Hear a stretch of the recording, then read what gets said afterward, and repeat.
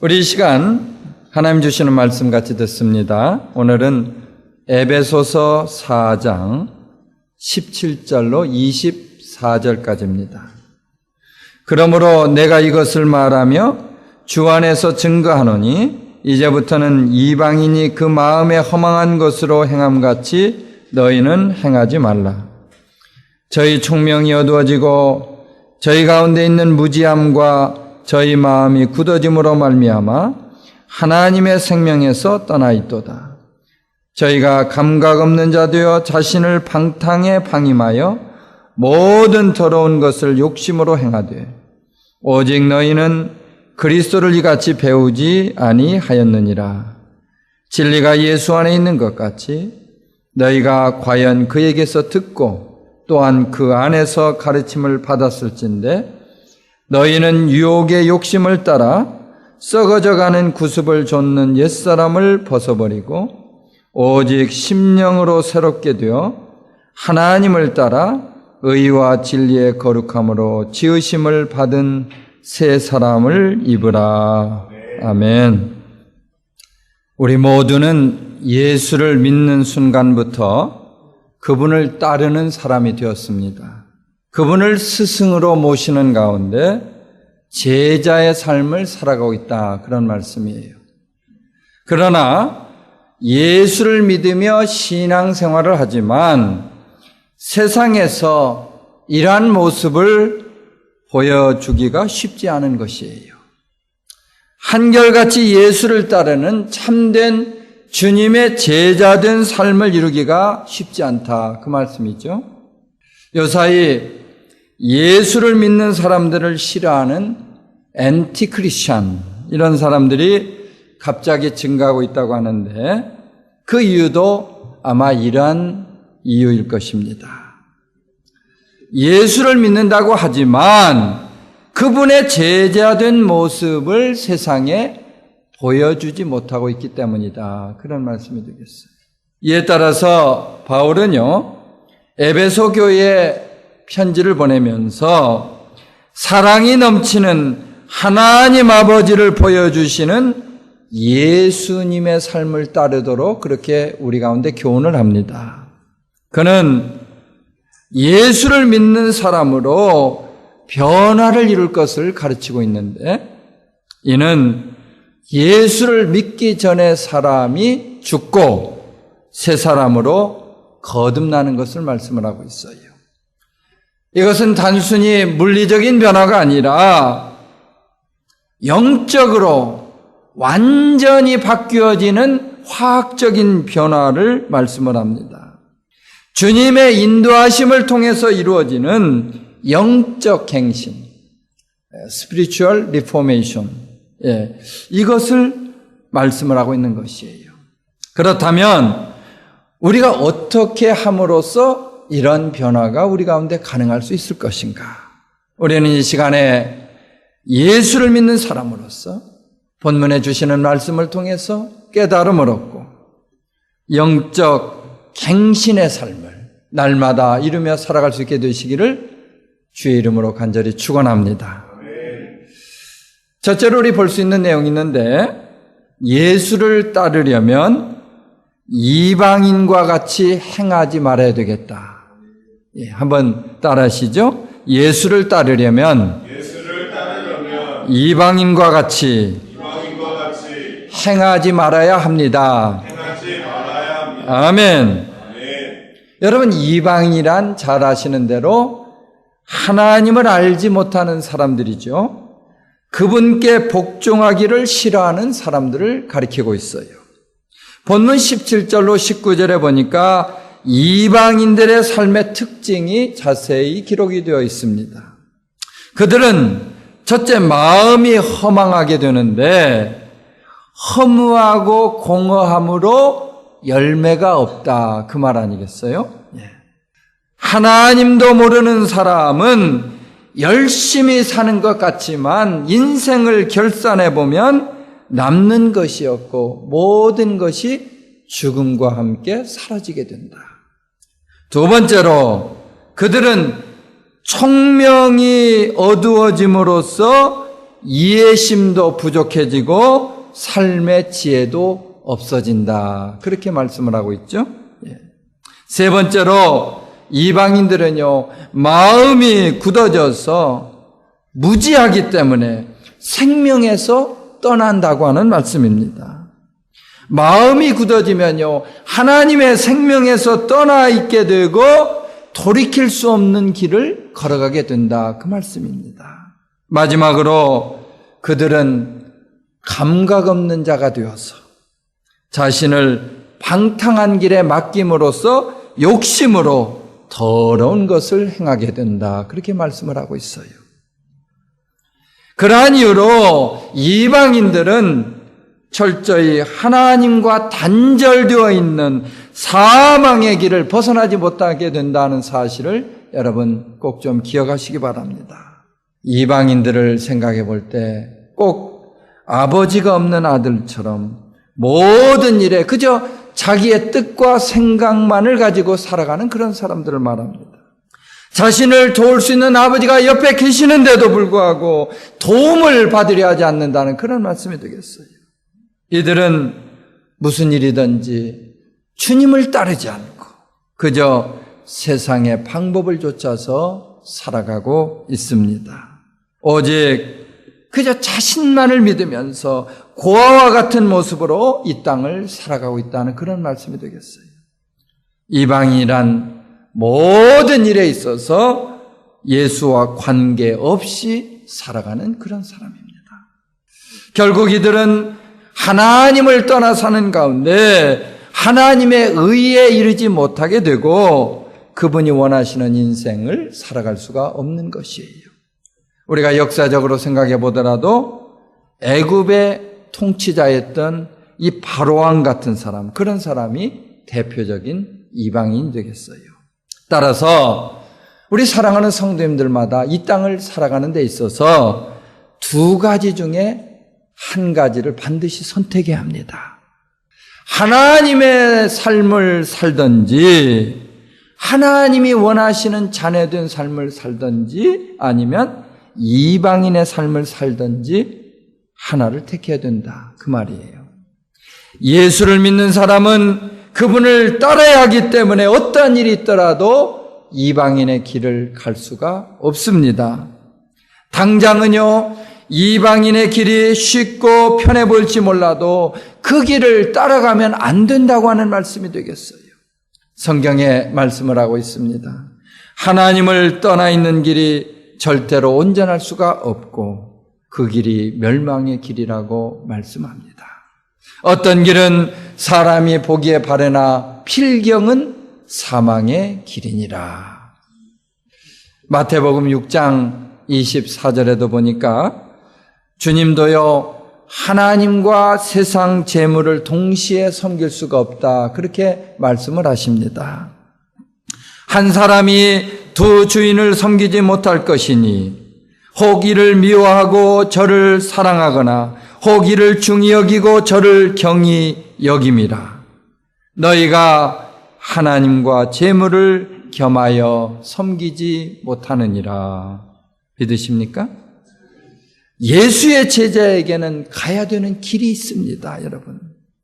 그 길을 가는 데 있어서 우리가 이방인처럼 살아서는 안 된다. 그 말 아니겠어요?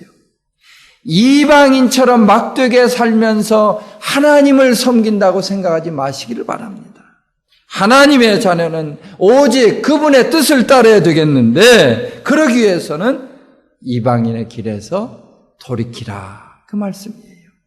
주님 앞에 서는 그날까지 우리는 오직 일편단심 그분만을 섬기는 가운데 죽도록 충성해야 되겠다는 사실 믿으시면 한번 아멘 하시기 바랍니다. 두 번째로 예수를 따르려면 어떻게 해야 되느냐? 진리 가운데 행해야 되겠다. 한번 또 따라 하시죠. 예수를 따르려면 진리 가운데서 행해야 합니다. 아멘. 바울은 본문 21절에서 예수의 제자된 사람들을 향해서 이렇게 말합니다. 진리가 예수 안에 있는 것 같이 너희가 과연 그에게서 듣고 또한 그 안에서 가르침을 받았을진데. 여러분 아시죠? 예. 우리가 진리 되시는 예수 안에 있음으로써 그분의 가르침을 받으며 살아간다. 그 말 아니겠습니까? 믿는 사람들은 유일한 진리가 되시는 예수 안에서 가르침을 받으면서 살아가고 있습니다. 사람들은요, 여기에 진리가 있다, 저기에 진리가 있다 얘기하지만 이 땅의 진리는 오직 하나 예수밖에 없습니다. 세상에서 자라는 학문이나 세상이 자랑하는 진리, 모든 것들, 이성이나 이런 것들은 진리가 될 수 없다는 말씀이에요. 그러한 것들은 시대나 환경이나 장소에 따라서 얼마든지 변하게 되어 있습니다. 오늘 맞는 이론이 내일 가면은 맞지 않을 수가 있어요. 오늘까지 통하던 기술도 내일 되면 통하지 않을 수 있다. 그런 말 아닙니까? 세상에는 이처럼 영원히 변하지 않는 진리가 존재하지 않는다 하는 사실을 믿으시기를 바랍니다. 어떤 사람이요, 강가에서 연보랏빛이 나는 참외만한 크기의 돌덩이 하나를 주었습니다. 마침 마을에서 수석 전시를 하고 있기 때문에 돌을 내놓았지만 그 돌이 볼품이 없었기 때문에 $15의 낮은 가격에도 돌을 사가는 사람들이 없었어요. 전시를 막 끝내려는 순간에 어떤 신사한 사람이 찾아와서 그 돌의 가격을 묻습니다. 이때 돌의 주인은요, 가격표대로 $15라고 얘기하면 안 사갈 것 같아서 10불이라고 그렇게 얘기를 했습니다. 이 사람이 10불에 돌을 사갔어요. 그리고 얼마 후에 세상은 이 돌덩이 때문에 난리가 났는데 바로 이것이 알고 보니까 세계에서 가장 큰 사파이어라고 하는 것입니다. 무게가 무려 1905캐럿. 대단하죠?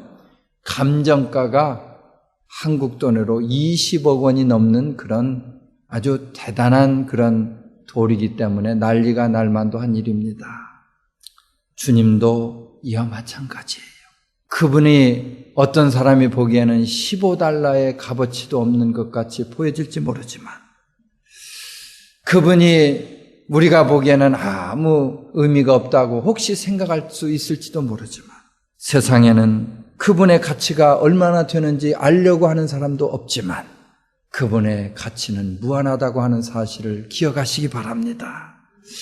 우리가 예수님의 가치를 우리 인생에 인정하는 만큼 그분의 가치가 우리 가운데 귀하게 나타나고 그럼으로써 우리 가운데 그분은 정말로 가치 있는 인생을 만들어 주신다고 하는 사실을 믿으시면 한번 아멘 하시기 바랍니다.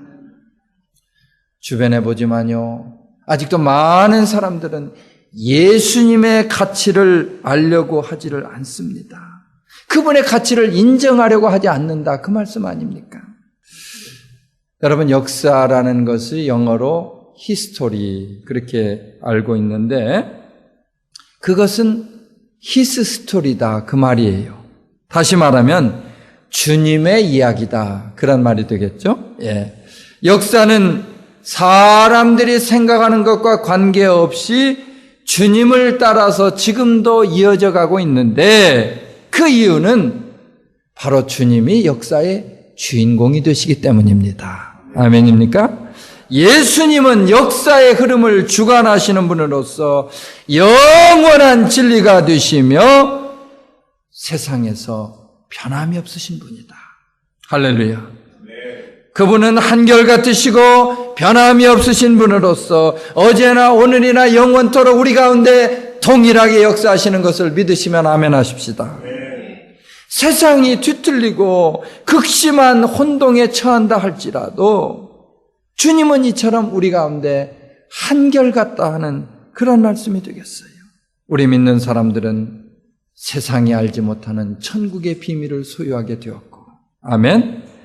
참으로 이러한 귀한 진리의 가치를 알고 있습니다. 그러한 이유로 우리는 세상에서 아무리 소중하게 느껴지는 것이라 할지라도 이것들을 배설물과 같이 생각함으로 버릴 수가 있는 것이에요. 바울은요, 일찍 이러한 비밀을 간직하고 있었기 때문에 에베소서 3장에서 빌립보서 3장에서 이렇게 고백을 하고 있습니다. 그러나 무엇이든지 내게 유익하던 것을 내가 그리스도를 위하여 다 해로 여길 뿐더러 또한 모든 것을 해로 여김은 내 주 그리스도 예수를 아는 지식이 가장 고상함을 인함이라. 아멘. 그는 여기에서 세상에 있는 모든 것들을 배설물로 여기되 진리 되시는 하나님을 아는 지식에서 떠나지 않겠다고 말씀을 합니다. 아멘. 그가 누릴 지식 가운데 가장 고귀한 지식은 예수, 바로 진리를 아는 것이라고 믿었기 때문이에요. 예수를 아는 것이 귀한 것입니다. 아멘. 예수를 아는 것이 복을 받는 비결이 되고 있어요. 그분을 알면 알수록 우리는 삶에 찾아오는 고통과 어려움에서 자유할 수가 있기 때문입니다. 요한복음 14장 17절이 이렇게 기록합니다. 그는 진리의 영이라. 세상은 능히 그를 받지 못하나니 이는 그를 보지도 못하고 알지도 못함이라. 그러나 너희는 그를 아나니 그는 너희와 함께 거하시며 또 너희 속에 계시겠습니다. 아멘. 세 번째로 예수를 따르려면 새 사람으로 지음을 받아야 되겠다. 한번 또 따라하시죠. 예수를 따르려면 새 사람으로 지음을 받아야 합니다. 아멘. 여러분, 우리가 예수를 만나기 전에는 하나도 예의 없이 옛사람을 쫓아서 살았습니다. 그렇죠? 그러나 이제는 예수를 따름으로써 옛사람을 벗어버리고 심령으로 새롭게 되어서 새 사람을 덧입었다. 할렐루야. 예. 예수를 알기 이전에 예전 사람이 죽었어요. 그리고 그분 안에서 새로운 사람으로 거듭나게 되었던 것입니다. 이러한 내용은 일찍이 주님이 우리 가운데 가르쳐 주신 말씀에 잘 나타나고 있습니다. 하늘에 계신 너희 아버지의 거룩하심과 같이 너희도 거룩하라. 아버지가 거룩하신 것처럼 우리도 예수 안에서 새 사람을 덧입으면 거룩할 수 있어야 한다. 그 말 아니겠습니까? 이는 성령을 통한 내적인 변화를 말씀하고 있는데 하나님께서 새로운 심령을 우리 가운데 불어넣어 주심으로써 다시 그 안에서 창조되는 능력. 할렐루야. 리크리에이션. 새롭게 창조되는 그 능력을 덧입는 것입니다. 미국 남북전쟁의 영웅인 로버트 리 장군은 아주 독실한 기독교 신자였어요. 전쟁이 끝난 직후에 수도 워싱턴 근교에 있는 한 교회에서 이 성찬식에 참여하게 되었는데 그는 한 흑인 옆에 무릎을 꿇고 앉았습니다. 이를 본 어떤 사람이 굉장히 그걸 못마땅하게 생각하면서 얘기를 하자 그는 십자가 아래서는 모든 땅이 평평합니다. 그렇게 얘기를 했어요. 편견을 없애버리는 일은 십자가 위에서, 골고다 언덕의 십자가 위에서 완성이 되었습니다. 예수를 따르려면요, 여러분 세상이 가져다주는 편견을 버려야 되겠는데 우리가 아직 죄인 되었을 때, 편견에 사로잡혀 있을 때 주님이 우리를 위해서 십자가를 지셨기 때문입니다. 누구든지 새 사람으로 거듭나지 않으면 편견의 노예가 될 수밖에 없어요. 그리고 그런 사람은 예수의 사랑을 온전히 증거할 수가 없다고 하는 말입니다. 사도 바울은요, 디모데후서 4장에서 이렇게 말하고 있습니다. 때가 이르리니 사람이 바른 교훈을 받지 아니하며 귀가 가리워서 자기의 사욕을 따를 스승을 많이 두고 또 그 귀를 진리에서 돌이켜 허탄한 이야기를 따르리라. 편견에 사로잡혀 있는 사람의 모습이 이런 거 아니겠습니까? 예수를 따름으로써 새 사람을 이루었던 이반 로버츠라고 하는 사람이 있어요. 그는 1900년대 초에 영국 웨일즈에서 광부로 일을 하고 있었는데 그에게는 당시에 도덕적으로 타락해 있는 영국을 구하기 원하는 그런 기도 제목이 있었습니다. 그는 보잘것없고 말도 잘 할 줄 모르는 그런 사람이었지만 어느 날 근교에 있는 목사님을 찾아가서 자기도 강연을 할 수 있게 해달라고 간청을 했습니다. 이 목사님이 보니까 참 안타깝거든요. 아니, 자네 같은 탄광 노동자가 강연을 한다고 누가 거기에 귀를 기울이겠나? 그저 한 30분간만 강단을 빌려줄 테니까 30분간만 해보게. 그러나 그가 강단에 올라가서 말씀을 전하는 가운데 그 목사님을 비롯한 그곳에 모여있던 수많은 사람들이 통회의 눈물을 흘리기 시작했습니다. 그 5개월 만에 시민 10만 명이 회개를 하게 되었고 2년 만에 200만 명의 영국 사람들이 회개운동에 참여하게 되었어요. 학생, 주부, 공무원, 교사 할 것 없이 모든 계층 사람 사이에 회개운동이 번지기 시작했습니다.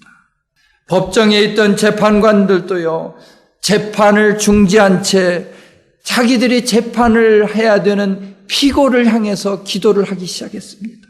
역사를 내다보는 한 젊은 사람의 신앙이 이렇게 영국 사회를 발칵 뒤집어 놓았고 영국이라는 나라를 타락의 늪으로부터 구출할 수 있었다고 하는 사실을 여러분 믿으시기를 바랍니다. 그런데 이러한 변화는요, 우리에게 있는 가치관의 변화를 통해서 가능할 수가 있습니다. 세상 가운데 익숙해 있던 가치관이 이제는 새롭게 바뀔 수 있기를 바랍니다. 예수를 만나서 성령으로 심령의 변화를 받기 전에는 그저 원망이나 불평 같은 것이 가득한 가치관 속에 살았습니다. 그렇지만 예수를 만난 이후에는 이러한 가치관이 변화되어서 감사와 만족을 찾게 되었던 것이에요. 아멘. 부정적인 생각이 앞섰던 가치관에서 이제는 긍정적인 일들을 생각하는 가치관으로 변화됩니다. 삶의 고난과 어려움이 찾아올지라도 먼저 우리는 감사를 생각하는 가치관으로 바뀌어져야 한다는 말씀이 되겠어요.